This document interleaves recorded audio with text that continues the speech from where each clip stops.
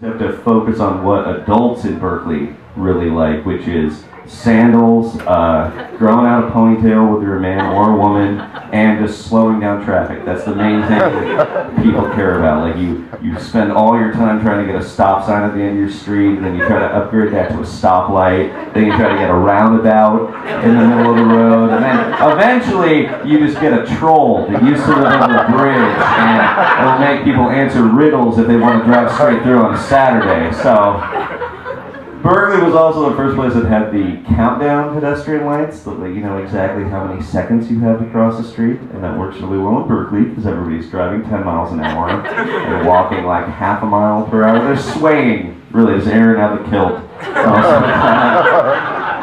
But when they imported them to San Francisco, it became more dangerous because drivers can see the numbers too, and also people in San Francisco have played, just in aggregate, way more video games. And if you played a lot of video games and you see a giant 5, 4, 3, in your head all you hear is checkpoint. And even if you don't want to, you stomp on that accelerator because you gotta get the time bonus and the missiles, and if you hit a pedestrian, fucking extra life, right?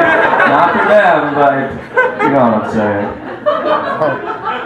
It was weird because it must have been a danger in Berkeley, because even if the people don't run yellow lights, even if you do try to do that and you're driving like a hybrid vegetable oil powered vehicle, you step on the accelerator, the car might go forward, or it might just shudder to a halt because the hemp transmission fell out in the middle of the road, and as you're sitting there, a hippie carrying a didgeridoo will go, should have rode a bike. I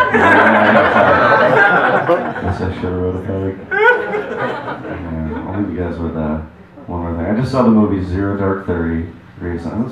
It was alright. I didn't see Zero Darks 1 through 29, but I think they're going to be on Netflix soon, so you can just power watch it all. Catch up. It's pretty boring, actually.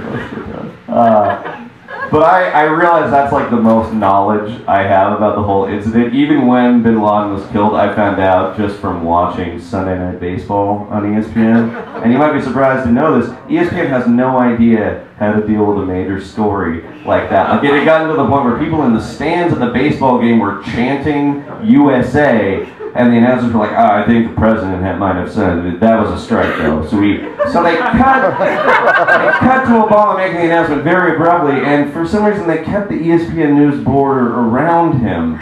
So it looked like maybe Bin Laden had just announced his retirement from the NBA, or the president was going to sit in the Budweiser hot seat and field questions about the whole thing. And then they actually kept the Sports Center as if we needed some analysis from like, well, what does that former football player have to say about the Special Forces?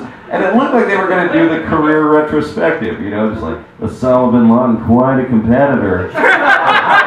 Let's look at that career in 1993. Bin Laden burst on the scene, planted a car bomb at the World Trade Center. Only killed 4 people, just didn't have the firepower.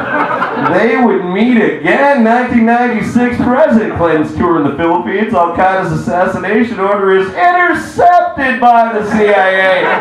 They divert the motorcade. Clinton gets a big W. 2001, the rematch. 2 planes hit the World Trade Center. President Bush caught napping. He's reading a book about a goat. Looks like Bush was the goat on that morning. 2005, NATO troops surround Bin Laden in the hills outside of Kandahar. OBL spots an opening in the defense, moving pretty well for an old man on dialysis. We'll get a shot at him for another 5 years. Finally, 2011, Abbottabad, Pakistan. Talk about a bad place to hide.